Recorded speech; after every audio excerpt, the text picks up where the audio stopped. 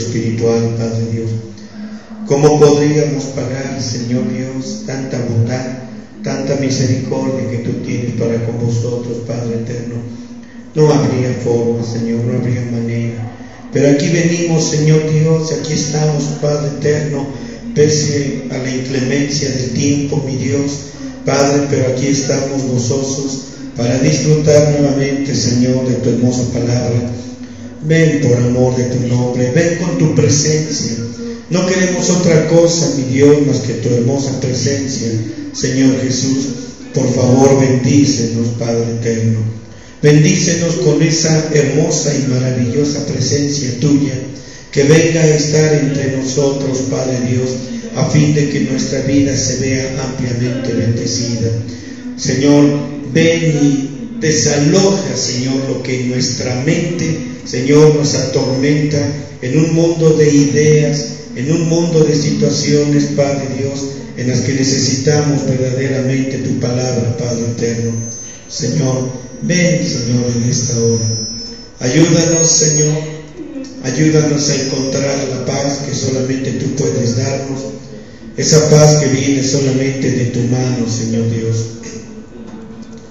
Ven a darnos, Señor Dios, la verdad de tu palabra que nos libera, Señor, porque conociendo tu palabra, amando tu palabra, bendiciendo tu palabra, somos liberados, Padre eterno, y encontramos verdadera liberación de todo ese mal que hay en nuestra mente, nuestra mentalidad mortal, Señor Dios, todo lo que hay en este corazón, mi Dios, que es completamente contradictorio, Señor, pero si tú vienes, Padre, y nos alimentas y nos sustentas con tu divina palabra, seguramente, mi Dios, tú bendecirás, Señor Dios, nuestra vida y seremos verdaderamente libres para adorarte y amarte y bendecir tu santo nombre. Ahora, Padre Dios, te suplicamos, mi Dios, que tú bendigas estos momentos de tu palabra, Señor. Ayúdanos a asimilarla, mi Dios, porque es un pan, Señor, que necesitamos verdaderamente en nuestra vida diaria. Señor Jesús, sánanos, te lo ruego. Sánanos, te lo ruego, Padre eterno, y así de esta manera tendremos la bendición de tu palabra y tendremos, Señor, la satisfacción de saber que tú estás con nosotros, Padre eterno. Queremos rogarte de una manera muy especial, Padre Dios, de una forma muy especial, Señor, que tú pongas tus divinas y preciosas manos, Señor, sobre el cuerpo de Chilo, Padre Dios. Señor, él todavía, Señor, está convaleciendo, mi Dios, y yo te ruego y te suplico, Padre Dios, yo te suplico y te ruego en el nombre glorioso de Jesucristo, Padre Dios, que tu obra maravillosa, el deseo y el querer de tu corazón y tu buena voluntad se ejecute en la vida de él, Padre eterno, en su cuerpo físico, Padre Dios, y sustenta con tu bendita palabra, Señor, su vida espiritual, material, Señor Dios, que él se sienta completamente siempre agradecido, mi Dios, agradecido contigo, Padre, en alabanza y adoración por la sanidad y la libertad que tú traigas, Señor, a su cuerpo, Padre. Sana sus dolores, mitígalos, Padre Dios. Dale el descanso nocturno, Padre, cuando él llega a la noche y el momento de ir a la cama, Señor. Dale el reposo, dale el descanso, mi Dios, para que él se recupere prontamente, mi Dios. En el nombre de Jesucristo te lo estamos rogando, Padre. Muchas gracias, Señor. Y así, Padre Dios, pon tus manos en nuestra mente, mi Dios, en nuestro corazón, para que al recibir esta palabra tuya, Padre Dios, tú nos sanes, Padre eterno, de todo pecado que seguimos cometiendo día con día. Padre, en el nombre glorioso de Jesucristo, te lo estamos suplicando, mi Dios. Muchas gracias, Dios, muchas gracias. Amén, amén, amén, amén. Gracias, Jesús. Bien, mis amados hermanos, pues es un placer nuevamente estar aquí en la casa de Dios y ante la presencia del Espíritu Santo, nuestro Dios. Y nuestro Dios, que siendo omnipresente, Él está aquí en la vida de cada uno de nosotros. Agradecemos infinitamente el tiempo que, a pesar de este frío tan tremendo que está haciendo, pues agradezco que estén aquí, ¿verdad? Y pues gracias a Dios por nuestros hermanos que luego están también a través de esta página de internet. Pues gracias a Dios por sus preciosas vidas. Y bueno, alabemos a nuestro Dios en toda forma y manera. Hoy tenemos la continuación de nuestro estudio que hemos estado hablando acerca de las 50 puertas de arrepentimiento. Y ya sin más preámbulos, estamos sobre esta rueda que tenemos aquí en el pizarrón. Esta rueda fue parte de lo que estuvimos estudiando el día de ayer y le estamos llamando, ¿verdad? Esta es la rueda de convicción y esta es la rueda, dijimos, del arrepentimiento. Esta rueda grande es la rueda del arrepentimiento, mientras que esta rueda pequeña es la rueda de convicción. Déjenme decirles que esta rueda no es una rueda de nosotros o en nosotros. Es una rueda a la que Dios nos lleva para que podamos recibir, como estuvimos estudiando desde la semana pasada, ¿verdad?, acerca de la convicción, el remordimiento y el arrepentimiento, y por último la conversión. Así que estos son los rayos del remordimiento. Esta es la rueda del remordimiento, la grande. La chica es la rueda de convicción. Vuelvo a repetir, la rueda grande es la rueda del remordimiento, mientras que la de medio, esta pequeña, es la rueda de convicción. Dios nos lleva aquí a partir de esta rueda, hiere nuestra vida, por así decirlo, o atraviesa nuestras situaciones a través de sus rayos. Vimos el primer rayo, que es dolor santo. Esto lo estuvimos viendo el día de ayer. Después, en el número 2, estuvimos hablando que este segundo rayo de remordimiento del Señor es el rayo de las punzadas o penetraciones dolorosas en los riñones de nuestro corazón amador. Ayer terminamos con el número 3, por eso está escrito ahí. El tercer rayo del Señor en su rueda de remordimiento es el rayo de la conciencia dolorosa de las ofensas propias en contra de Dios. Estuvimos poniendo como ejemplo al salmista en el libro de los Salmos, a David, y luego en el número 4 que vamos a ver ahorita, el número 4, déjenme ver los números. El número 4 en este lado, en este caso es este, aquí lo tenemos. Pues ayer lo pusimos porque vamos a estudiar el cuarto punto. Luego de ahí tenemos el 5 que es aquí. Después vamos a ver el número 6, y el número 6 es este otro. A ver dónde me faltó por aquí uno. Son 1, 2, 3, 4, 5, 6, 7. Bueno, lo vamos a poner de este lado. Eso no altera absolutamente nada. Este es el 6. Entonces me va a faltar uno, ¿no? O estoy de más. 1, 2, 3, 4, 5, 6 y 7. No, ya falta el 7, sería aquí. Estaba yo pensando que ya se me había yo puesto 8. Bien, vamos al cuarto. El cuarto, en este caso, es el cuarto rayo en la rueda del remordimiento del Señor. Es la reflexión amarga del pecado pasado. Vuelvo a repetirlo, este es el 4. El cuarto rayo en la rueda del remordimiento del Señor es la reflexión amarga del pecado pasado. Y estábamos viendo, ya no lo estudiamos porque fue donde nos quedamos, estoy continuando, Salmo 6:6. Y dice así la palabra de Dios: heme consumido a fuerza de gemir, todas las noches inundo mi lecho, riego mi estrado con mis lágrimas.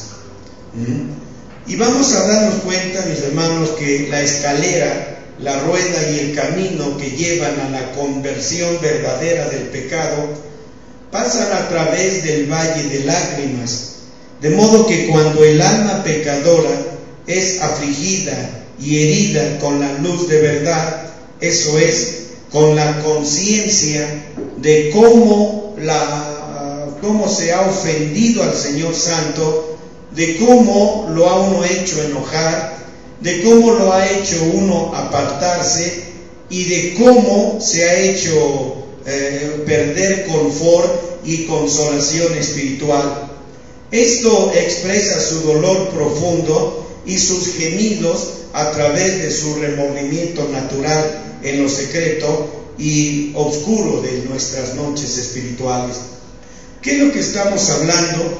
Estamos hablando acerca, mis hermanos, de cuán maravilloso, cuán bueno es nuestro Dios al no perder Él. Él nunca va a perder la fe, la confianza, la esperanza en ti, a pesar de ser un cristiano que sigues cometiendo un mundo de pecados y errores. Dios nunca va a terminar su trabajo, ni se va a dar por cansado y va a emprender la retirada sabiendo que Él ha perdido las esperanzas en ti. No, mi hermano. Miren, esto es algo que a mí me deja totalmente asombrado, porque Dios jamás va a perder la confianza, la esperanza en ti, en mí, de que la obra que Él empezó no cesará hasta verla terminada, perfeccionada. Por eso es que cuando el alma pecadora, o sea, Dios viene con esa aflicción. Fíjense que si ustedes analizan, no quiero desviarme por ahí porque me voy a meter por otras sendas, pero de alguna manera yo les he enseñado y les he dicho todo esto, aunque enfocado por otro ángulo. Déjenme solamente mencionarlo. Hace bastante tiempo, bueno, digo bastante, que serán semanas, un mes yo creo, hace tiempo les estaba hablando sobre Apocalipsis capítulo 12, acerca de esa mujer vestida del sol y la luna debajo de sus pies y una corona de estrellas sobre su cabeza. Y les estuve enseñando que esa mujer no es otra persona más que la esposa, es decir, los cristianos vencedores que han llegado a la estatura del varón perfecto y que son muertos por la situación o causa que ésta sea. La muerte es algo que nosotros debemos vivir latente, de que ella está tan cerca de nosotros que no necesita alargar su frío brazo para tocarnos. La muerte está ahí desde el momento en que nacemos.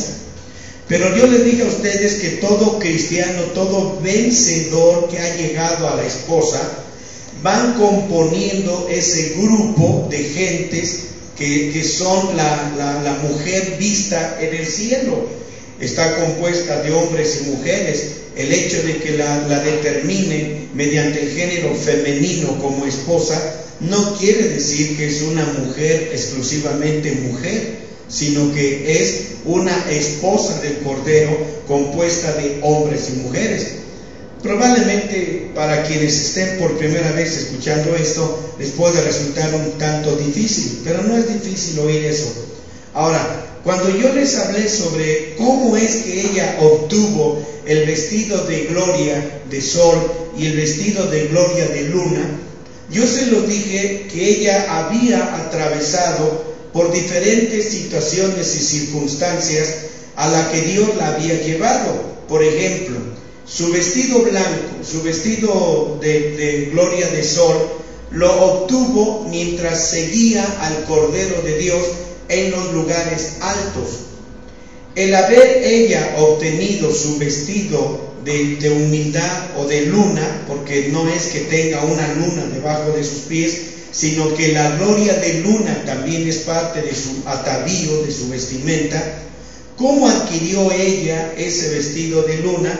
La luna nos habla de la humildad, del frío, del aliento frío de Dios, y es como ella lo obtuvo. Ahora, pongan atención porque les hago referencia de este punto, porque si ustedes se dan cuenta, estos 4 puntos que tenemos aquí de convicción, remordimiento, arrepentimiento, convertido, y lo vamos añadiendo aquí a los 7 rayos de la rueda de convicción y la rueda de remordimiento de Dios. En un sentido, el pasar por estas situaciones y circunstancias es como si Dios nos llevara a los lugares bajos, fríos, de muerte, de aflicción, de dolor, de pesar, de tristeza, de abandono, de remordimiento, etc., a fin de que al recibir nosotros todo esto de Dios, nosotros a la vez, cuando recibimos de buena voluntad todas estas cosas que ya les estoy mencionando, que Dios trae a nuestra vida, entonces es como cuando nosotros estuviésemos formando, tejiendo, bordando, elaborando el vestido frío de jaspe que va a lucir la amada, la esposa, por toda la eternidad en la nueva ciudad, en la nueva Jerusalén. Por eso estoy diciéndoles ahora aquí, mis hermanos, que cuando el alma pecadora, y recuerden, cuando hablo del alma pecadora, es de un cristiano convertido a Cristo, que ha aceptado a Cristo como su Señor y Salvador, pero la Biblia dice que lo último que será destruido será la muerte. ¿Qué es muerte? Es pecado. El Señor Dios le dijo a Adán, hombre y mujer, en el huerto: no coman del árbol de la ciencia del bien y del mal, porque ciertamente el día que de él comieres morirás. Es decir, la muerte como una consecuencia por la desobediencia del hombre iba a venir como consecuencia, la muerte. Pero en sí la muerte, ¿qué es? No es más que el pecado que vive en nosotros a pesar de que somos convertidos a Cristo Jesús. Quizás usted diga: bueno, entonces, ¿de qué me sirvió haber conocido a Jesucristo como Señor y Salvador? Miren, es porque Él lavó su pecado, perdonó tu pecado, pero no quitó el pecado, sino que éste sigue enseñoreándose de ti y de mí. Entonces, el caminar en Cristo Jesús, el vivir una vida entregada, consagrada a Jesucristo, no nos hace ser santos, perfectos, etc. Ustedes bien lo saben, es un proceso de limpieza total y absoluta que Dios va haciendo en nuestra vida, dado que Él respeta el libre albedrío de cada creyente. Él no puede venir arbitrariamente, podría hacerlo en su papel de rey soberano absoluto, pero Él quiere convertir tu voluntad, Él quiere convertir tu corazón, quiere traer una conversión por convicción de que tú eres un pecador a pesar de ser cristiano, y que Él está haciendo una obra completa de redención. El hecho de que tú ya aceptaste a Cristo no quiere decir que tú ya eres redimido en una totalidad, en un 100%. No, hermano, es un proceso que Dios va haciendo. Así que a medida que tú vas aceptando todo este trabajo y labor que Dios está haciendo en tu vida, es como se va perfeccionando tu vida, se va perfeccionando tu naturaleza, tu pecado va siendo cada día arrancado. Ahora ustedes recordarán por qué el apóstol Pablo decía: yo todos los días muero, porque él moría a las pasiones carnales, al mundo, a la carne, al diablo, y conforme él entregaba por convicción de que él era pecador y que el pecado estaba en su vida, es como él entregaba entonces delante de Dios, entregaba a la muerte de Jesucristo, entregaba sus pasiones, sus anhelos y deseos carnales, hasta que poco a poco se fue formando en él la naturaleza completa del Señor Jesucristo. Ese es el trabajo de la vida de un cristiano y el trabajo en la vida de Dios, en la vida del creyente. Por eso ahora aquí, cuando les digo, cuando el alma pecadora es afligida y herida con la luz de la verdad, eso es, con la conciencia acerca de cómo han ofendido al Señor Santo, de cómo lo han hecho enojar, de cómo lo han hecho apartarse y de cómo se ha hecho perder confort y consolación espiritual. Expresa entonces su dolor profundo y sus gemidos a través de su remordimiento natural en lo secreto y oscuro de la noche. Miren, David cansadamente gimió y suspiró al reflexionar en la gran ramificación de su pecado. Había tomado el cordero de un hombre pobre y matar al dueño. Así que como resultado perdió 4 ovejas que son sus hijos del rebaño de su propia familia, que fueron, fíjense bien, voy a volverlo a repetir, a través de su reflexión, cuando digo suspiraba él, era una manera de sentir esa reflexión, ese remordimiento de la gran ramificación de su pecado. Había tomado el cordero de un hombre pobre. ¿Quién era ese hombre? Bueno, ¿quién era ese cordero o cordera? Betsabé. ¿Y quién era ese hombre?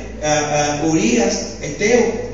Así que como resultado de su pecado y de su maldad, perdió 4 ovejas del rebaño de su propia familia, que fueron un hijo que había concebido con Betsabé.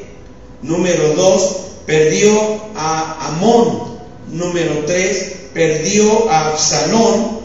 Y por 4, perdió a Adonías.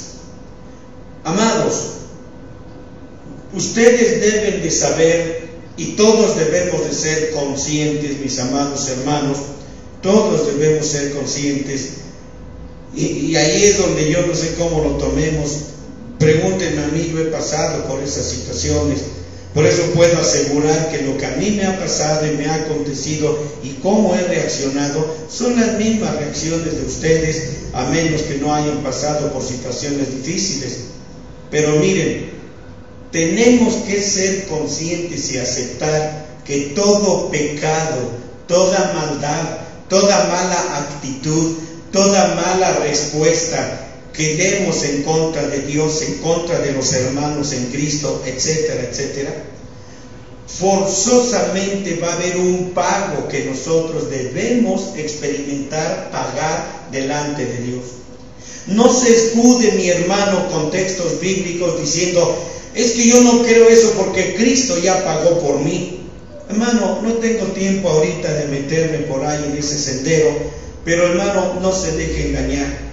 Todo pecado que el cristiano cometa tiene que pagar por él, hermano, aun cuando se arrepienta. Algo, aunque sea un pequeño porcentaje, usted tiene que pagar delante de Dios.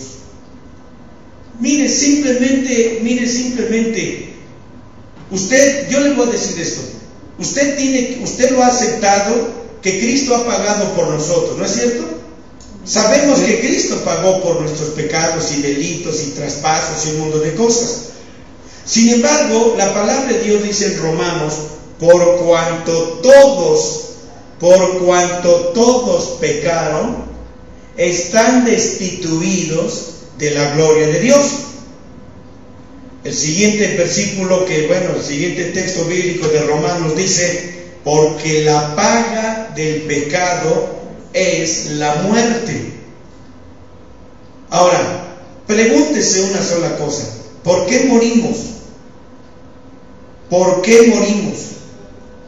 ¿Cuántos, por ejemplo, cuántos santísimos papas desde la historia de la Iglesia romana, católica romana, cuántos papas han habido en la silla papal? ¿Cuántos? Hay muchísimos, y todos ellos han muerto. ¿Por qué? Porque hay pecado en ellos. Es una blasfemia llamarles su santidad, el Santísimo Papa. Es una blasfemia contra la palabra santísimo y santidad, porque de santos no tienen absolutamente nada, ya que solamente santo es Dios. Y si usted me puede alegar, hermano católico, y usted me dice: es que ellos son santos, entonces tan solo pregúntese: ¿por qué mueren? ¿Por qué mueren? Toda criatura que nace en este mundo nace con la sentencia que el Señor Dios dijo: la paga del pecado es muerte. Ahora, yo no sé cómo tú veas, en qué enfoque le des al hecho de que Dios ha dado una sentencia de muerte. Pero no quiero meterme por ahí, mis amados hermanos.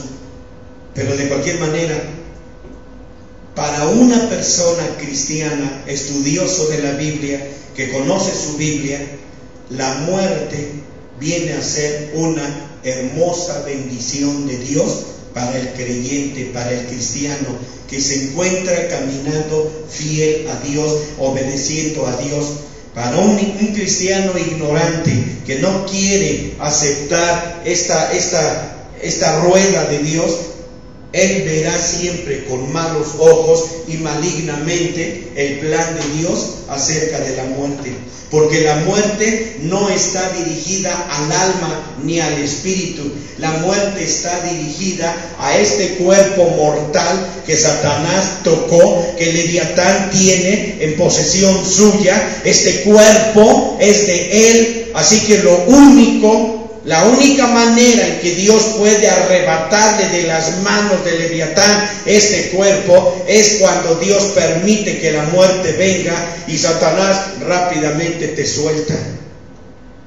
Por eso es por lo que Él va a traer un cuerpo glorificado, resucitado, un cuerpo de gloria, para que vuelva a ser habitado por esa alma y por ese espíritu cuando venga el glorioso día de la resurrección. Bien, así que, hermano, estoy diciendo que David continuamente gimió y suspiró. Los ojos espirituales despertados de David derramaron ríos de lágrimas a través de sus ojos llorosos naturales. Al humillarse su alma en remordimiento bajo la evidencia de la molestia divina de Dios, es decir, Dios se encargó de afligirlo. Por eso estoy diciendo la molestia divina de Dios. ¿Saben qué es esta rueda? Es una rueda divina de molestia que Dios ocasiona en tu vida a fin de provocar en ti la convicción, véanlo aquí, la convicción y el remordimiento. Así que cuántas veces, mis amados hermanos, nosotros hemos fallado a Dios continuamente. ¿Cómo y de qué manera? ¿Cómo? Quejándonos porque Dios nos pone en el lugar bajo, en el lugar de la humillación, en el lugar de la aflicción, en el lugar del dolor, en el lugar de la tristeza, en el lugar de las tinieblas. ¿Cuántas veces nos molestamos en contra de Dios y murmuramos mal en contra de Dios? Se levanta nuestro ojo maligno, ¿verdad? Y empezamos a tener, como dice ahí en Marcos 7:20, tener malos pensamientos en contra de Dios. Cuando que deberíamos estar agradecidos, cuando Dios nos lleva al valle, ¿saben a cuál valle? Todo el mundo ha entendido mal ese Salmo 23, cuando dice: aunque ande en valle de sombra de muerte, no temeré mal alguno. ¿Saben cuál es ese valle de muerte? Ahí no hay demonios. Ustedes deben de saber que ahí no hay diablos.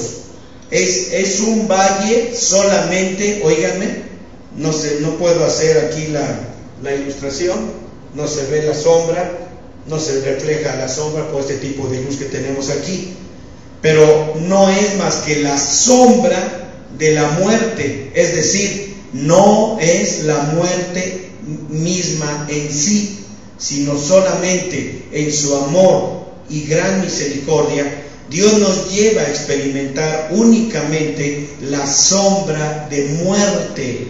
¿Y saben quién está ahí detrás de todo eso? La gloria y la majestad del Dios Altísimo, llevándote ahí para hacerte convicto, para que tú recibas la convicción de cuántos males y errores hay en tu vida a fin de que te arrepientas. ¿Sabes por qué, mi hermano? Y creo que lo voy a estar repitiendo continuamente.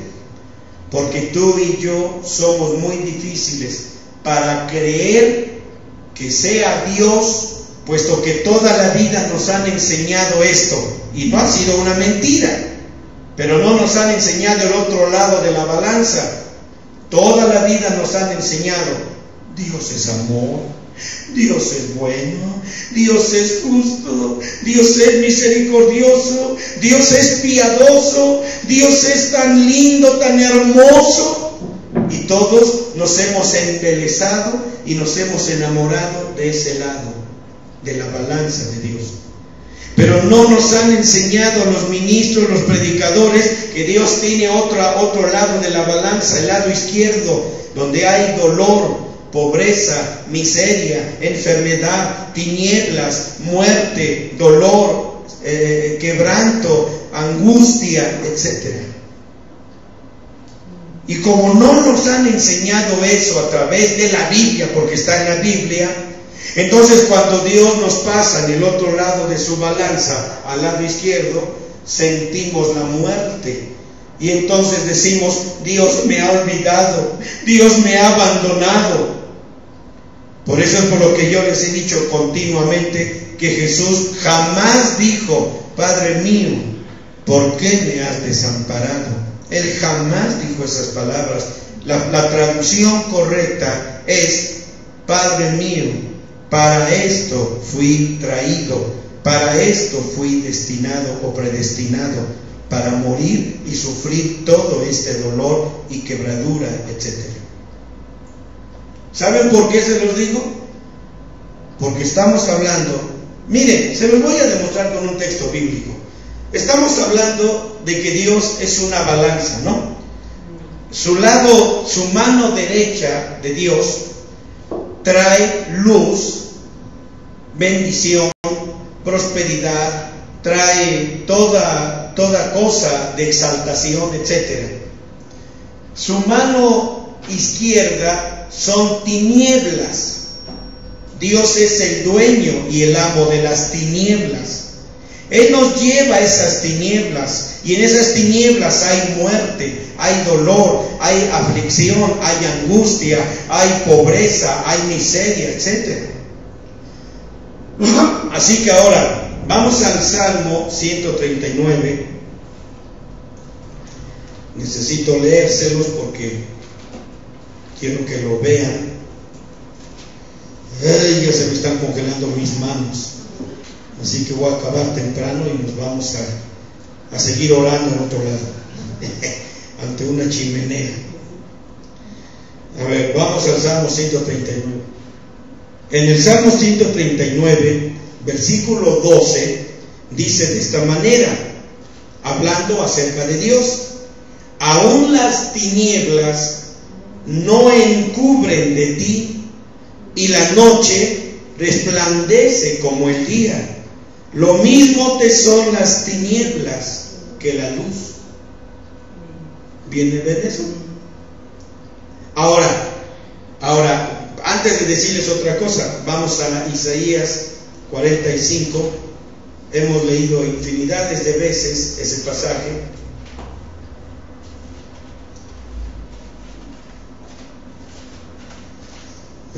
Cuando se me congelan mis manos ya no puedo mover las hojas de mi Biblia. Isaías 45, versículo 7.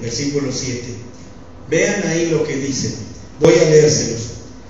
Que formo la luz y crío las tinieblas, que hago la paz y crío el mal. Yo, Jehová, que hago todo esto. Ahora, fíjense. Si Dios entonces es en el lado de la luz, ¿qué hay en su lado? ¿Qué hay en su mano derecha? La luz. ¿Qué hay en su mano izquierda? Tinieblas o dolor, etc. Si Dios es tanto en el dolor, en la aflicción, y si Dios es tanto en la exaltación y en el placer, Jesús antes de ir a la cruz, vamos a verlo así. Jesús, el bendito Redentor, antes de ir a la cruz, al flagelo, al dolor terrible y el sufrimiento terrible, Él caminaba en el lado derecho del Señor. ¿Quién estaba en el lado derecho? Dios es en el lado derecho. Cuando Él estaba ahora ya crucificado en la cruz, flagelado, etc., ahí ahora estaba en la mano izquierda del Padre. ¿Quién está en la mano izquierda del Padre? El Padre mismo. Lo mismo te son la luz que las tinieblas.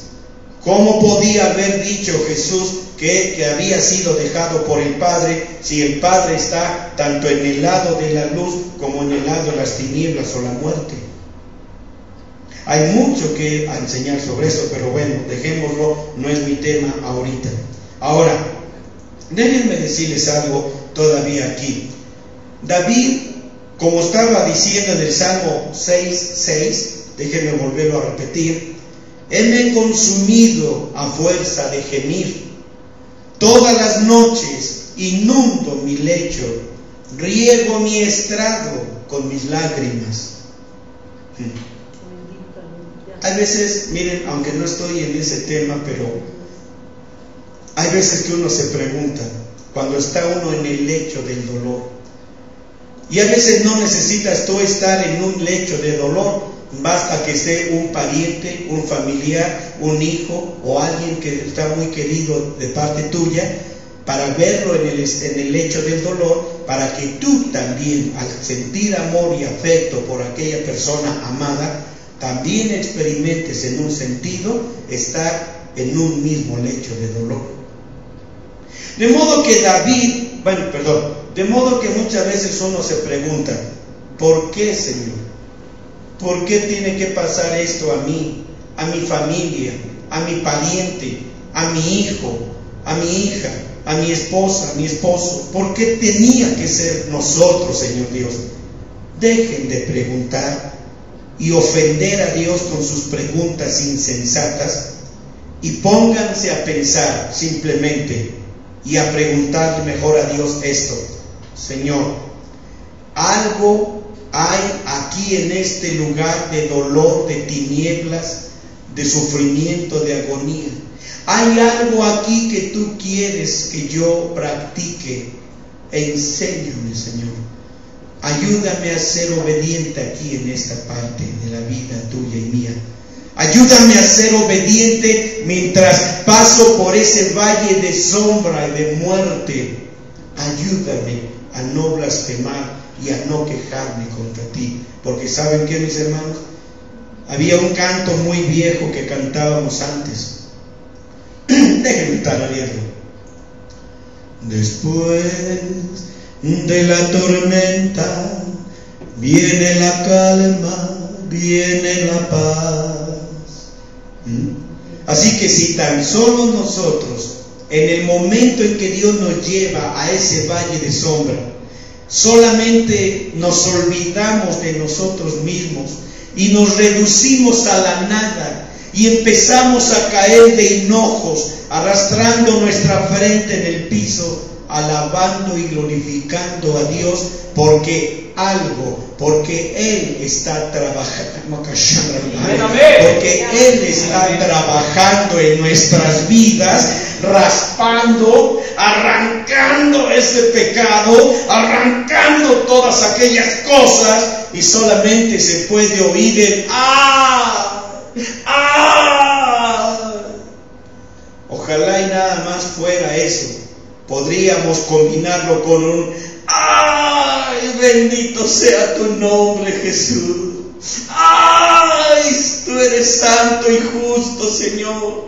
Y el Señor ahí en ese valle de sombra vuelve a agarrar otra cosa que está fea y la arranca. Y nosotros solamente ¡ay! Gracias, Jesús. Gracias, Dios. ¿Entienden ahora? Pero ojalá y esa sea la actitud que nosotros asumamos. Así que, santos, tenemos muchas cosas en que trabajar y no estar pensando que Jesús ya hizo todo por mí. Sigue haciéndolo por mí. ¿Ah? ¿Está entendido?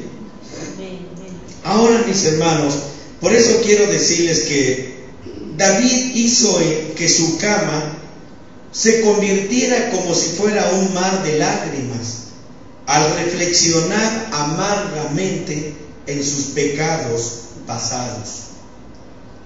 A través de su reflexión amarga y de su mar de lágrimas, hizo que su cama saliera a flote, por así decirlo, limpiando su cama sobre la cual había pecado con Betsabé.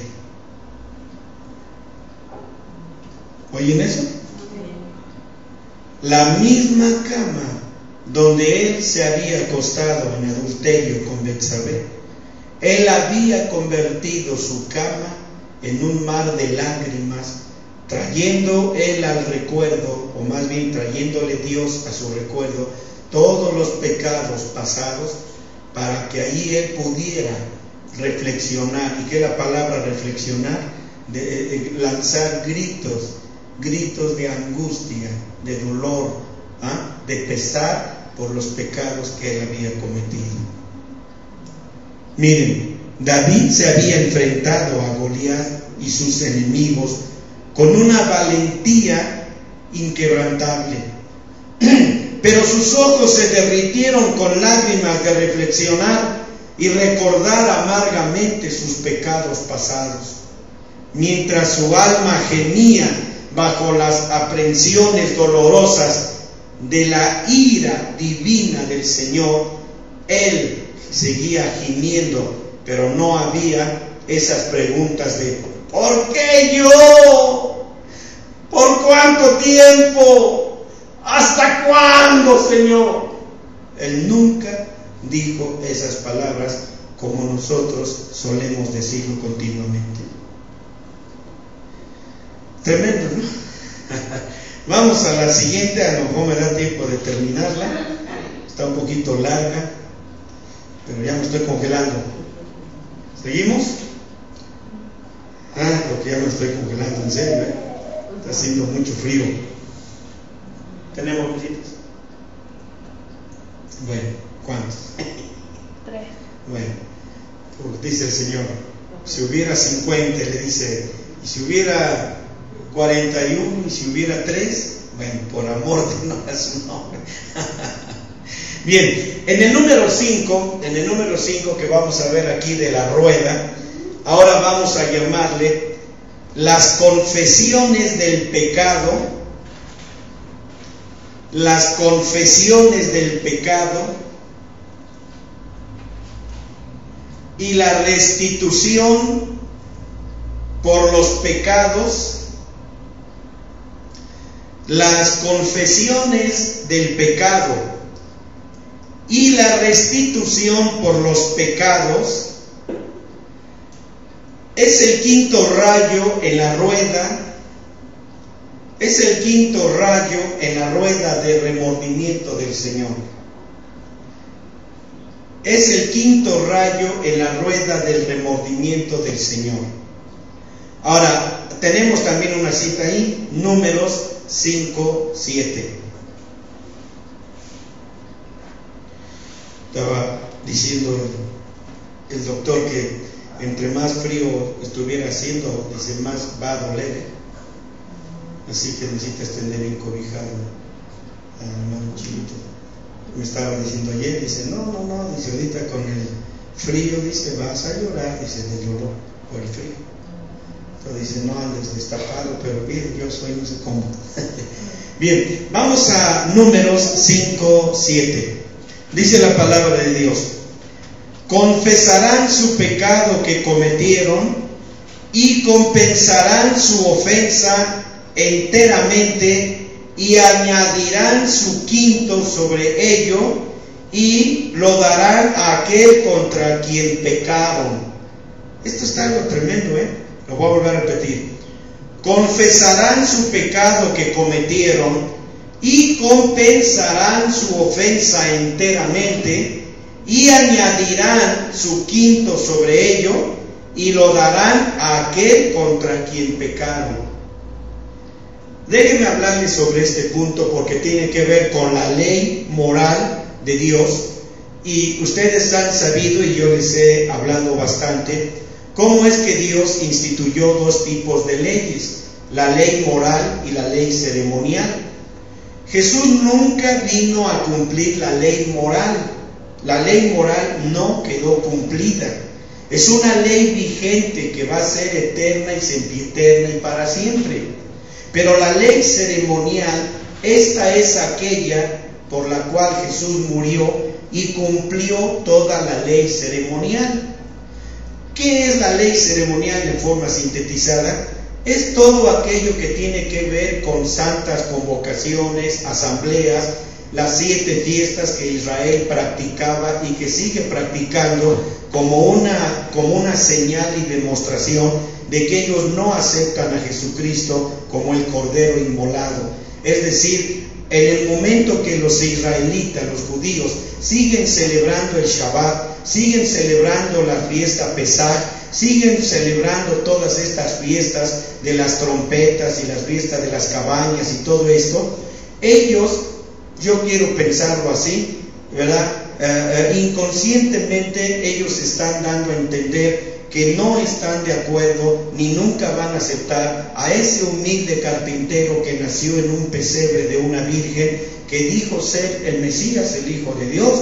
Ellos, al momento de seguir practicando todas estas fiestas ceremoniales, es una ofensa contra Dios y una declaración de su abierto rechazo al Mesías que vino a morir en la cruz para redimir a todo el mundo. Así que aquí existe lo que yo estoy mencionando. Fíjense bien, pongan atención. Estoy hablando de un tipo de ley que en este caso corresponde a la ley moral de confesión y restitución del Señor. Y esta fue instituida para que uno pudiera corregir sus obras erróneas contra su hermano o contra su prójimo. O sea, Dios instituyó esta ley. Es la ley moral de confesión y restitución del Señor. ¿Estamos oyendo? Es algo común, mis hermanos, el que el hombre peque en contra de su hermano. Es algo común el que el hombre, tú y yo, pequemos en contra de nuestro hermano. Pero también es una ofensa y es un traspaso eternal en contra del Señor Dios. O sea, ustedes pueden, miren, ¿cuántas veces hemos oído algo como esto? Aquí está mi hermana que es mi hermana en la carne. Yo puedo ofenderla y puedo humillarla y puedo hablar de ella un montón de cosas porque ella, como su pastor que soy, ¿verdad?, me ha venido a contar sus asuntos para que le ayude a llevar su asunto a la presencia de Dios en oración. Pero resulta que ahora ella me ha hablado de sus errores cometidos y ahora yo los hago público y ella me viene a reclamar y me la pongo como chancla y me la pongo como campeón, y a lo mejor mi esposa o mi hija me dice: oye papá, tú como pastor no hiciste bien eso, no hiciste bien lo que hiciste. Mira hija, a mí es la única persona que no debe ni tampoco levantar su voz contra mí porque soy el siervo de Dios. Además también te voy a decir una cosa, era necesario decírselo a ella y no se lo dije como pastor, se lo dije como humano, se lo dije en mi carne. Soy pecador, soy carnal y mi carne se levantó. ¿Cuántas veces hemos oído algo como esto? Yo digo, qué tristeza, qué desgracia para alguien que llega a hablar de esa manera. Tengo defectos y vicisitudes. Tengo defectos, no soy santo. Ay, hermano, ya debería de haber el tiempo en que dijéramos, Dios mismo dijo: sed santos como yo soy santo. Ya es tiempo que ahorita, hermanos, ya en la vida de cada cristiano, ya es tiempo de que su carne ya esté colgada en la cruz juntamente con Jesús. Ya es tiempo para que tus enojos, iras, rabietas, berrinches y todo esto ya no esté dentro de tu corazón. Ahora, yo estoy diciendo, Óiganme, yo estoy diciendo, está bien, vamos, está bien, soy carne, soy humano, etc. Pero es que yo no puedo concebir eso, a pesar de que quiero hacerlo como un ejemplo. ¿Saben por qué? Porque si soy un cristiano verdadero, real, ya no debo tener esa carne, ya no deben haber esas cosas. Yo no tolero que todavía un cristiano, ya a punto de que el Señor ya está por venir en el arrebatamiento, todavía tu carnicería esté pero bien súper surtida de todo tipo, chambarete, espaldilla, costilla, aguayón y no sé cuánto. No lo puedo creer. Pero bueno, el punto interesante que voy a decirles aquí es este. Yo ya le ofendí. Probablemente sigo esa parte de la ley de Dios, de que ahora debo restituirle a mi hermana, a mi prójimo, y debo añadir el quinto. Ahorita vamos a ver si vemos eso. Entonces, pero ahora, ¿qué pasa? Ya ella dice, está bien, hermanito, te perdono. Yo nunca sentí nada por ti cuando me hablaste y me humillaste y me vejaste y me dijiste todo eso. Yo te perdono.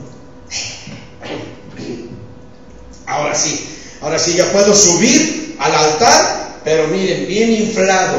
¿Por qué? Porque ya me perdonó. Pero hay otro punto. Eso que yo hice contra ella, contra mi prójimo, está eternamente ante los ojos de Dios.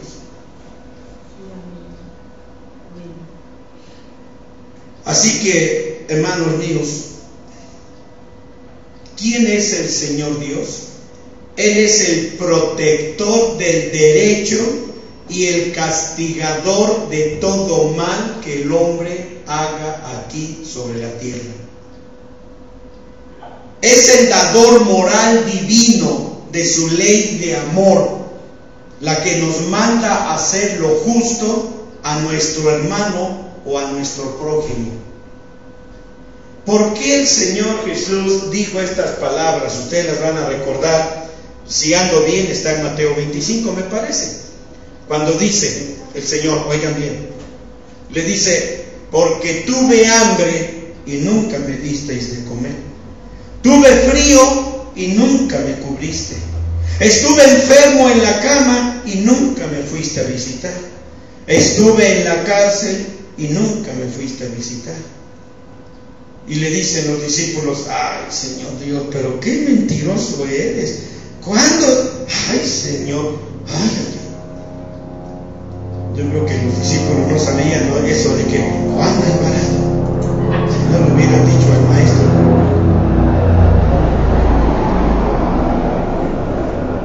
Dice, Señor, pero ¿cuándo te vimos pobre? ¿Cuándo te vimos desnudo? ¿Cuándo te vimos descalzo? ¿Cuándo te vimos enfermo? Ay, Señor Dios. Y dice el Señor, ¿sí? Por cuanto no habéis hecho esto a mis pequeños, a mí me lo habéis hecho. ¿Vieron eso? Mateo 25. Mateo 25, ¿verdad? Sí, Mateo 25. No me acuerdo los versículos. Pero entonces, ¿pueden ver entonces? O sea, el mal que tú le hagas a tu prójimo, aunque no sea cristiano, el mal que tú le hagas a tu prójimo, tú puedes decir, ay, pero me cae gordo, nada más la veo venir, la veo llegar, a la vecina, al amigo, a la concuña, a la cuñada, o a quien haya sido, ay, nada más los veo y los odio, pero los odio con odio santo, porque soy cristiano. No, hermano, no te hagas chistosito. Tú puedes agraviarlo, ofenderlo y decirle un mundo de cosas. Esta vez que estábamos ahí en la delegación por el accidente que nos ocurrió a mi hermanito Chilito y a mí, ahí estaba el papá del chamaco tonto que nos arrolló con su camioneta, casi nos mataba. Y ahí estaban los dos, llore y llore. Y me acerqué con ellos y les digo, no lloren, todo va a estar bien. Sí, jefecito, pero es que no se apuren. ni su hijo se va a ir al tutelar para menores, ni va a pasar nada. Yo voy a hablar con mi congregante, que es el que venía conmigo, y le voy a decir que él extienda la dispensa que el Ministerio Público quiere para que su hijo, su niño que cometió el accidente, no se vaya a la cárcel. ¿De veras, jefecito? ¿De veras, jefecito? Claro que sí. Usted no se preocupe. Y me dice, la Virgencita lo va a ayudar. No, yo te hablo a alguien más que la Virgencita, mi amado hermano. Nosotros tenemos a Jesucristo. Sí, ¿verdad? No, pero escúcheme. Usted necesita conocer a Jesucristo. Sí, jefecito. No, déjese de jefecito. Ahorita estoy hablándole. Yo soy un pastor de una iglesia. No va a suceder más allá de lo que ustedes no quieren. Entonces, y alguien me decía, ¿verdad? ¡Refúndelo! ¿Qué gana? No por refundir al chamaco, y automáticamente el bochito se iba a inflar y se iba a componer. ¿Entienden eso? Y le dijeron a Yona, le dijeron a su amigo, ¿verdad? Qué tonto es tu tío, qué tonto es el pastor, qué tonto que los perdonó. ¿Vieron eso? Por eso estoy diciendo, mis hermanos, óiganme bien, estoy diciendo que Dios es el protector del derecho y castigador del mal. Así que es Él el dador moral divino de su ley de amor, que nos manda a hacer lo justo a nuestro hermano o prójimo. ¿No acaso luego buscamos la revancha, ser vengativos? ¿Y qué dice el Señor? Yo soy el Dios de la venganza. Miren, mis hermanos, el Señor provee y Él ha provisto para nosotros una ley no ceremonial, una ley moral de restitución por el pecado común del hombre al defraudar a su hermano en cualquier forma. Cuando Dios lleva ese pecado común al recuerdo del hombre para que recuerde lo que hizo en el pasado, este hombre pecador que ofendió a su prójimo debe entonces confesar a Dios,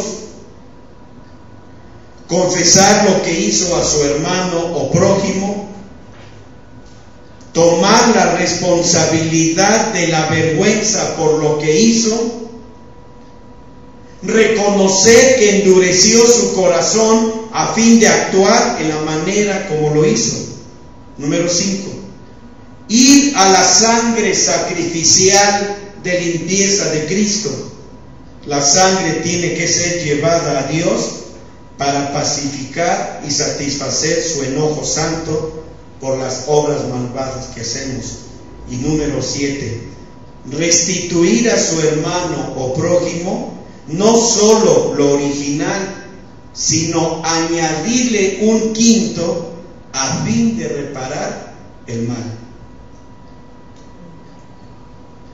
¿Saben quiénes cumplimos con esta ley? Nadie.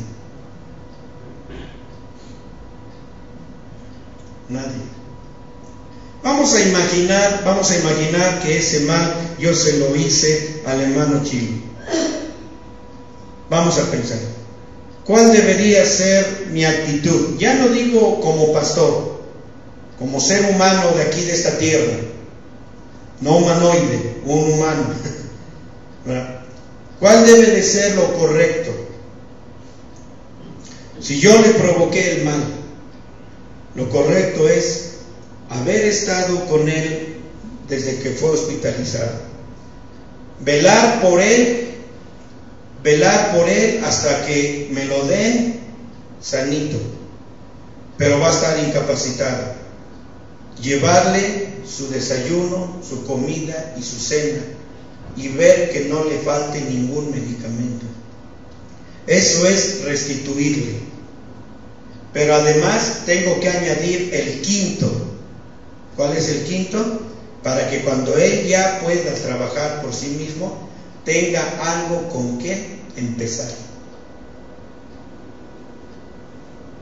Por eso les pregunto, ¿quiénes cumplimos esta ley? Ni cristianos, ni pastores, ni líderes de iglesias.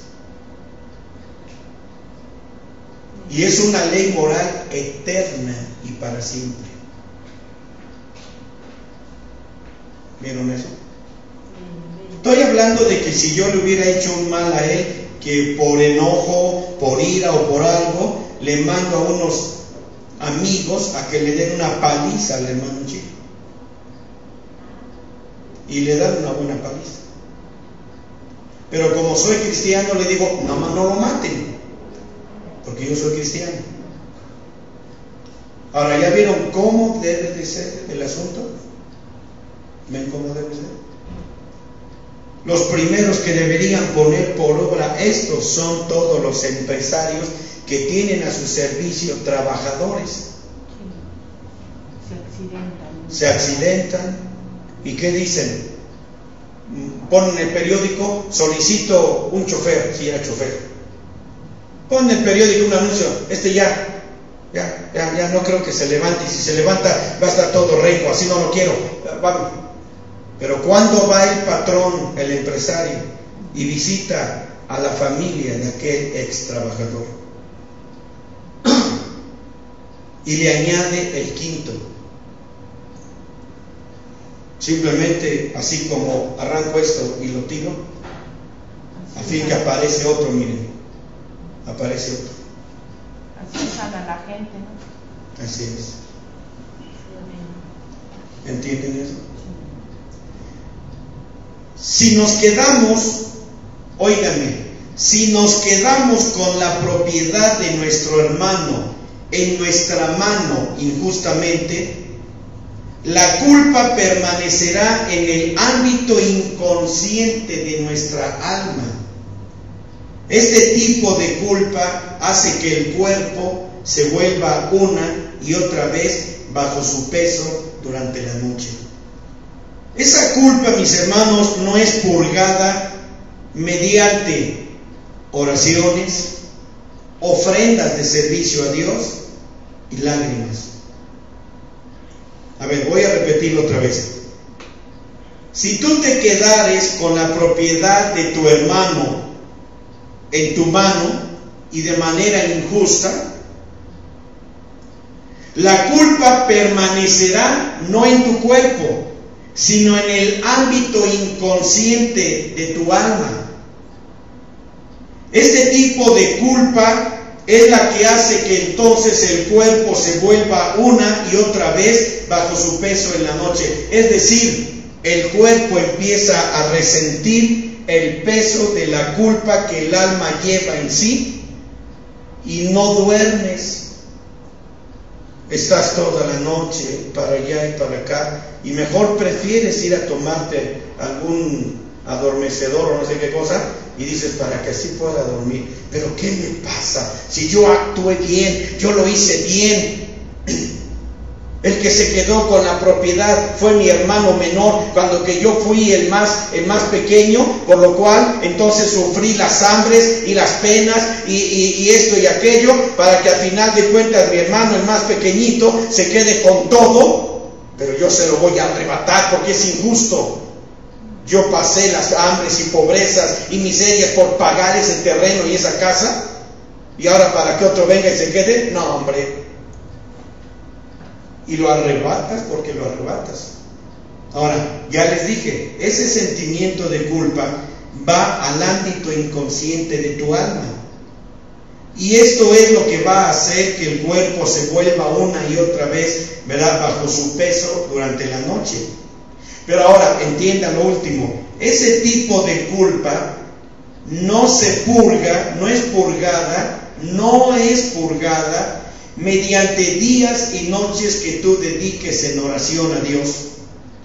Y aunque tú sirvas en la iglesia a Dios y des diezmos y ofrendas numerosas de dinero, y ores y dirijas la alabanza y todo aquello, y derrames lágrimas en abundancia, ese tipo de pecado no se limpia con estas tres cosas que acabo de mencionar.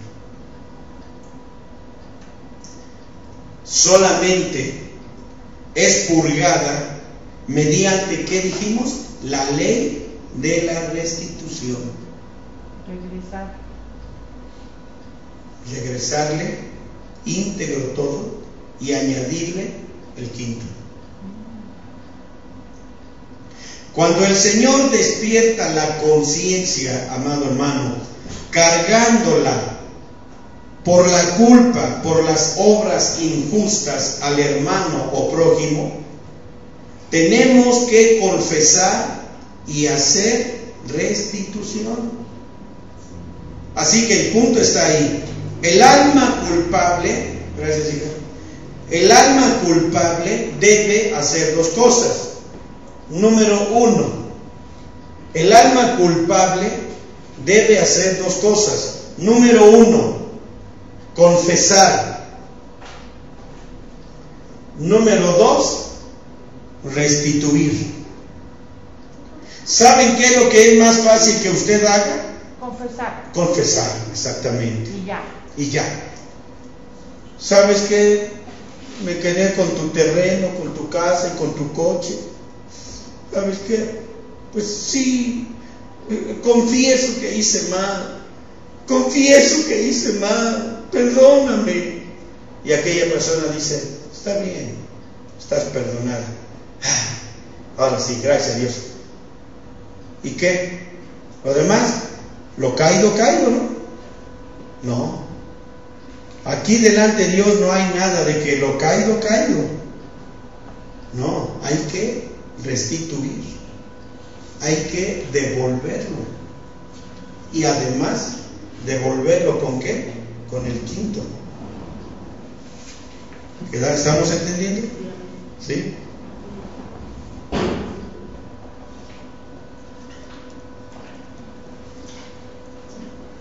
Ya vamos a acabar.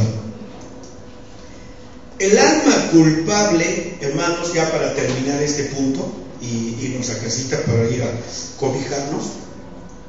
El alma culpable debe confesar su pecado injusto a sí mismo, a Dios y a su hermano. A ver, oigan bien lo que estoy diciendo. Digo porque nos interesa, ¿verdad? Estoy diciendo que el alma culpable debe confesar su pecado injusto a sí mismo, a Dios y a su hermano.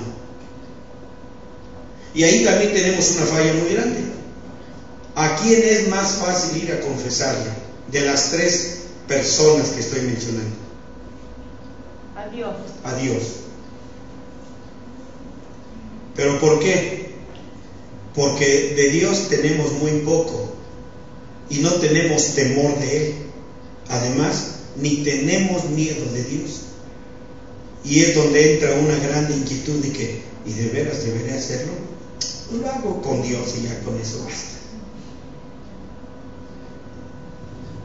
Hermano, debemos hacerlo con Dios, con nosotros mismos y con nuestro hermano, amén de llevar la vergüenza necesaria de la obra malvada que hicimos. Luego, debe haber restitución de la cantidad original y todavía añadirle un quinto. Sin embargo, si el hombre moría y no tenía parientes, la restitución debía traérsele al sumo sacerdote. Pero no quedarse con ello solamente porque ya murió. Tenía que traerlo al sacerdote. Si estuviera yo aquí ante 1,000,000 de sacerdotes o pastores, yo les haría una pregunta. Estoy hablando de 1,000,000 de pastores a quien yo ahorita les hiciera una pregunta. Pastores, ¿a cuál de ustedes alguna vez su congregante le ha traído la restitución de lo que debió haberle dado a aquella persona, pero no lo dio porque murió?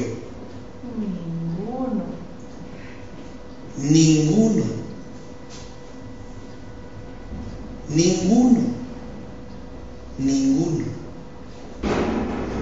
¿Ven por qué yo les decía a ustedes en los estudios de Apocalipsis que muchos cristianos se van a quedar en la tribulación?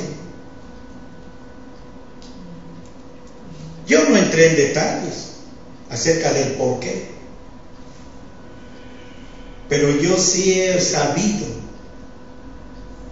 y me han platicado determinadas personas y hasta con cierta jactancia. No, hermano, pero mi hermana le metió pleito y les metió esto y les puso licenciados corruptos y todo aquello, hermano, ¿y qué cree? Dios apoyó a mi hermana y se quedó con los terrenos. A ver, yo me quedo pensando, ¿cómo sentirá tu alma? ¿Cómo estará tu alma? Aparentemente por fuera te ves bien, porque es el cuerpo, pero el alma es la que soporta el peso de esa injusticia, de ese pecado de injusticia. Y se atreven a decir, y Dios la apoyó. Conseguimos unos licenciados que bien que le ayudaron a ella y se llevaron su buena tajada, pero la cosa era no dejarle ni los autos, ni la casa, ni los terrenos.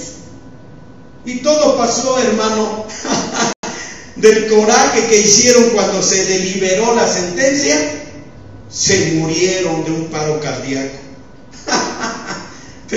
Pero mi hermana ganó el pleito, hermano. Bendito sea Dios. Cuidado, santos.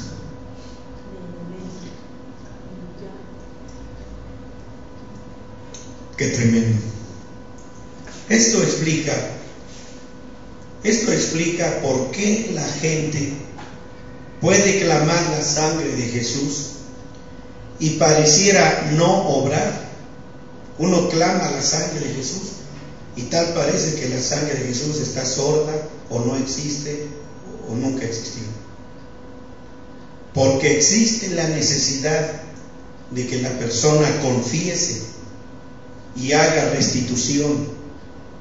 Solo entonces el Señor Jesucristo cubrirá su pecado con su sangre santa. Me gustó mucho lo que decía ayer la hermana Graciela. Estamos en una burbuja de sangre. Tengamos cuidado de no asomar la cabeza hacia afuera, ni un dedo siquiera. Si no, no la cortan. Si no, no la cortan. Es cierto.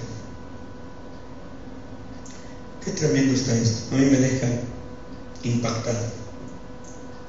Con razón el Señor dijo que este iba a ser el mensaje de Año Nuevo para todo el 2012. Pero yo me hago la pregunta, ¿cómo van a oír los que no están aquí? Que ni les interesa. Y ¿saben qué? Al no venir, yo puedo pensar dos cosas. Ni les interesa la palabra, número uno. Y número dos, no tienen ningún interés por irse en el arrebatamiento. ¿En serio? Esa es la verdad. Bien, mis hermanos, gracias sean dadas a Dios por lo que hoy aprendimos. A Dios sea dada la honra y la gloria. Amén. Vamos a... Fíjense, si Dios... Y miren que esto Dios lo va a hacer. Dios nos va a pedir todos los diezmos que no hemos entregado, centavo por centavo.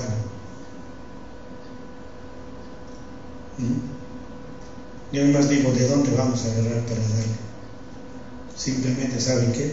Somos cortados. Somos cortados, así de sencillo. ¿Y a quién le interesa ser cortado? ¿A quién le interesa que, ay, Dios ya me desechó?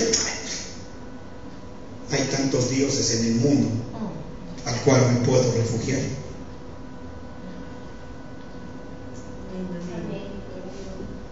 Yo solamente pienso una cosa. Dios es un Dios grande, inmenso en amor. pero por el otro lado, Él es un Dios juez, justo, justo, justo, justo y santo. Dice, tenido por puro en tus caminos. Así es. Ay, bien, vamos a orar. Padre misericordioso, agradezco infinitamente, Señor Dios, este mensaje que tú nos has dado para reflexión de nuestra alma. Ayúdanos, Padre Dios, a tener en alta estima, en alto honor, el haber estado aquí, Señor Dios, recibiendo esta palabra, juntamente con mis hermanos que a través de internet, Señor, nos siguen, Padre eterno, para recibir esta hermosa palabra. Señor Jesús, ayúdanos a ponerla por obra. Señor, porque el tiempo de la teoría ha terminado y estamos hablando ahora, tú nos estás hablando acerca de cómo unir la teoría a la práctica en estos últimos días que faltan para tu pronto arrebatamiento de la iglesia. Ven, Señor Jesús. Ven, Padre Dios, por amor de tu nombre. Ven pronto, Padre Dios, a ayudarnos a poner por obra tu palabra, a fin de que seamos tenidos por justos y dignos ante ese inminente día del arrebatamiento. Gracias, Padre, por la oportunidad que tú me has dado de dar este mensaje, de dar esta palabra.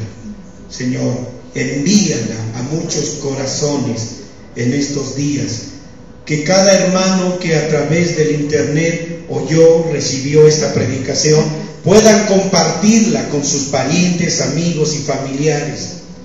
Padre Dios, porque yo veo, mi Dios, en el Facebook cómo mucha gente sube para compartir un mundo de tonterías, bailes, ritmos de música, pastores falsos, falsos profetas, y se empeñan mucho en que todo mundo oiga y conozca y sepa de esto como si fuera algo bueno, cuando que comparten pura basura. Señor, permite que ellos se sientan conmocionados, se sientan conmovidos, mi Dios, y no porque sea yo el que estoy predicando, sino porque tu palabra, Señor, es tan verdadera, tan veraz, tan oportuna, mi Dios, en estos días, que yo te ruego que mis hermanos que oyen esta predicación a través de internet lo compartan con toda la gente que ellos crean necesario que sean edificados con esta palabra. Gracias, mi Dios. Y bendice nuestras manos, mi Dios, para darte a ti lo que es tuyo. Y gracias por las manos de mis hermanos, Señor, que reciben, Señor, algún bien, algún salario, y que ellos traen con gozo, mi Dios. Convierte, mi Dios, esa fuente de donde ellos toman, conviértela en una fuente de prosperidad y bendición, Señor, para que ninguno de ellos pueda decir: el Señor me ha empobrecido y el Señor no me ha dado.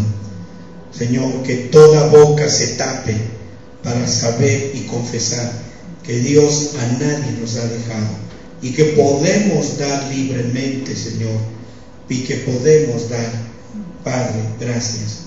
Ahora te rogamos, Señor, que tú nos lleves a nuestro lugar de reposo para recibir, Señor Dios, nuestro descanso de esta noche, y mañana tengamos nuevamente, Señor, todas las fuerzas necesarias. Bendícenos con tu amor divino, con tu hermosa presencia. Así pues, Padre Dios, así pues te suplicamos y te rogamos que la gracia del Señor Jesucristo, el amor de Dios, la comunión y la participación de tu Santo y bendito Espíritu sea con todos y cada uno, ahora y siempre, hasta el día de tu pronta venida, Señor Dios. Amén. Bien, mis hermanos, que Dios los guarde, que Dios los bendiga. Mañana, miércoles, si Dios quiere, aquí estamos nuevamente a las 6:30 de la tarde.